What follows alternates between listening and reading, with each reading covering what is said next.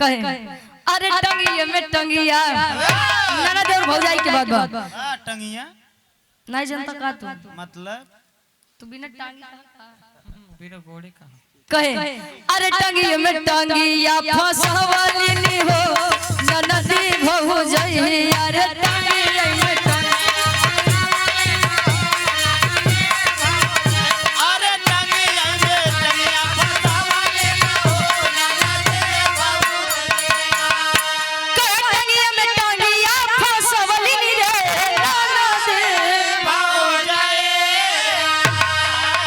ऊपर ऐसे डाल के हिलावाली हो ननदी भौजाई अरे ऊपर ऐसे डाल के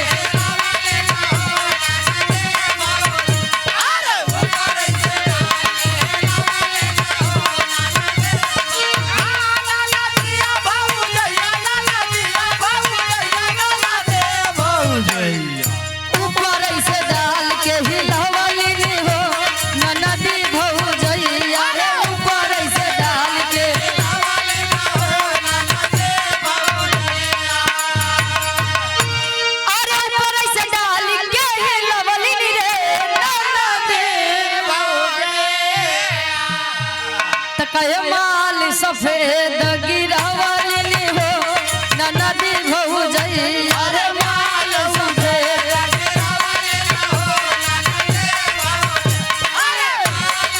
जियो क्या बात है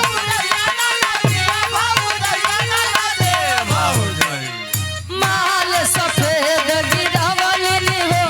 ननदी भौजाई अरे माल सफेद गिरावाली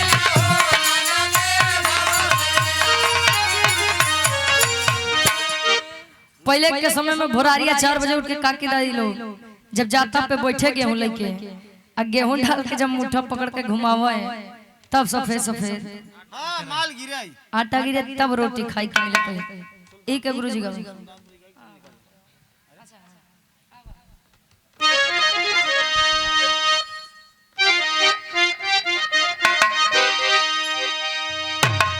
कहे जय जय कलजुग महाराज सुल्तानपुरी लटकाया प्रतापगढ़ के बगली हिमालय प्रयागराज हो गया आया साइड सुल्तानपुर वाह सुल्तानपुर लटका सुल्तानपुर लटका नहीं है सुल्तानपुरी लटका अब अरे जय जय कलजुग महाराज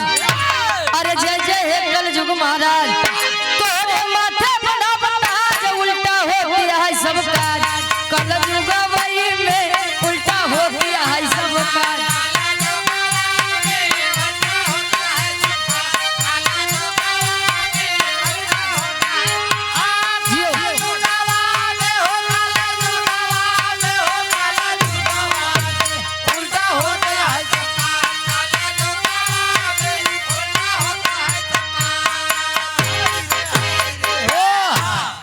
जय जय कलजुग महाराज तोरे माथे बंधावत ताज आ उल्टा होते आए सब काज कलजुगवा में आ उल्टा होत का कब सुनो अगली लाइन में अरे पहले गजब रहा व्यवहार पहले गजब रहा व्यवहार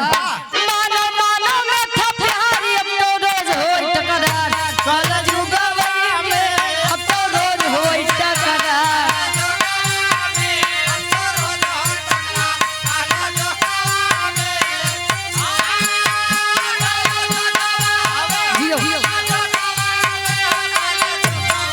भवानी आवा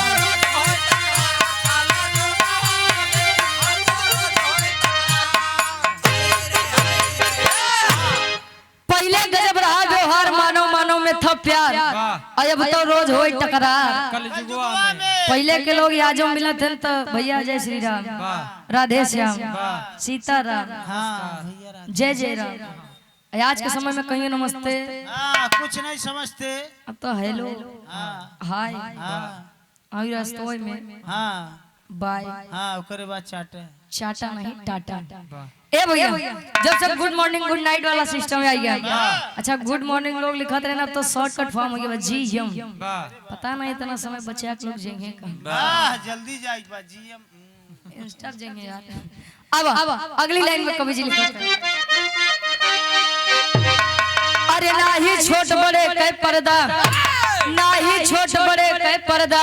लेडीज घूमे बन के मर्दा, हो गया संस्कार कुल गर्दा, कल जुगा वही में हो गया संस्कार कुल गर्दा।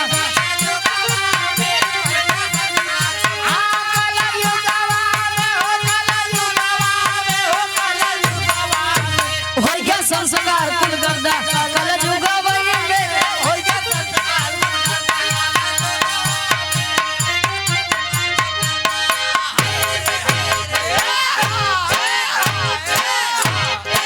बस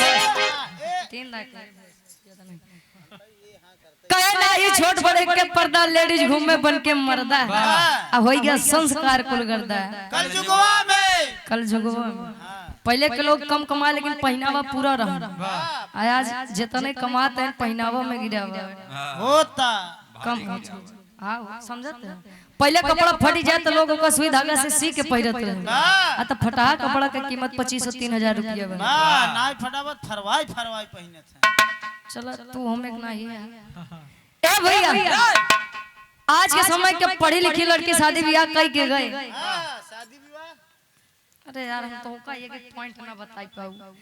अब पुराने समय के सासू माई मिल गई, कहीं जाई देखिए हमरे पतोहिए के कुछ सहूर बा कि नहीं,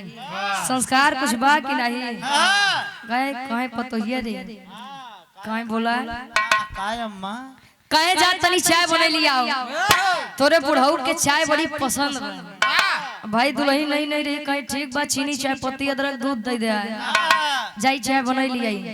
इतने में बूढ़ा खड़ी कही तोरे तनी मजा, अरे तोरे तनी मजा ते अपने बुढ़ऊ के नाम लेबे। पहले के समय में अपने ससुर जी के नाम, जेठ जी के नाम, पति देव के नाम लोग नहीं लेते रहे। अब दुल्ही बेचारी खड़ी कही अम्मा बाबू के नाम चीनी बा नहीं, चाय पत्ती बा नहीं, अदरक बा नहीं, कहीं नहीं रे कहीं तब बाबू के नाम दूध बा कहीं रे भैया चुप चुप तोरी माई के कहते बार बार अपने बुढ़ऊ के नाम लेते, तोरे माई को सिखाए खाए नहीं का रे। अच्छा बोला ही अपने बेटे को कहीं बता दे तोरे बाबू के का नाम बा, कहीं भौजी बाबू के नाम दूधनाथ बा। हाँ 4 हाथी के नाम बा। अरे पहले नाम ऐसे होते रहने, अब के समय में WS बस आई। ए भैया अच्छा दुल्ही के चाय बनावे बता, गर्मी के समय सुबेरे के दूध रखा है, संजय की जब गैस पे चढ़ाई गरम भात दूध जब फट गया, अब पतोय अंदर से आवाज दे कहीं अम्मा ए अम्मा अम्मा हो का दुल्हीन बाबू फाट गए। अरे यार हमर दवाई जी ए तने में बुढ़ी वा खड़ी कहीं, अरे यार अबे तो हमार जना एकदम ठीक रहे, सब सोच रहे हैं एकरे अंदरवा जाते मान हमरे जना का हो गया। अरे मोरे रमो अरे मोर करे जाऊ एकरे जबते मान बतावा ये हमरे दुल्हा खाई डाई डांड मारते हैं तू बचा रे बस। ए भैया अब दुल्ही के बात सुन के सासू माई रोत गया, दुल्ही सोचत बा आखिर अम्मा रोत काहे बाटे, कहीं अम्मा चुप रहो बाबू नहीं फटा है, कहे ते चुप चुप अरे ते चुप चुप तोरे अगते मान बतावा हमार सुहाग हमसे छीन के बा, तोर गोड़ नहीं ठीक। तो गोड़ी नहीं ठीक बा। अरे होई गया ए भैया आप दुल्ही बेचारी चुप करो भाई अम्मा वो बाबू नहीं फटा है, काहे ते हमका का समझत है बा कते अपने माइक नहीं मौका समझे का रे जैसे तोर माई बा। ए भैया अब जब इतनी बतिया सुने काहे कि अम्मा वो बाबू नहीं फटा है, जोने बाबू दिए रहो चाय बनवे बदे ओ बाबू फट गया। हां तो जान जाए नौ लोग कम नहीं होते। आगे गुरुजी लिखते हैं कैसे,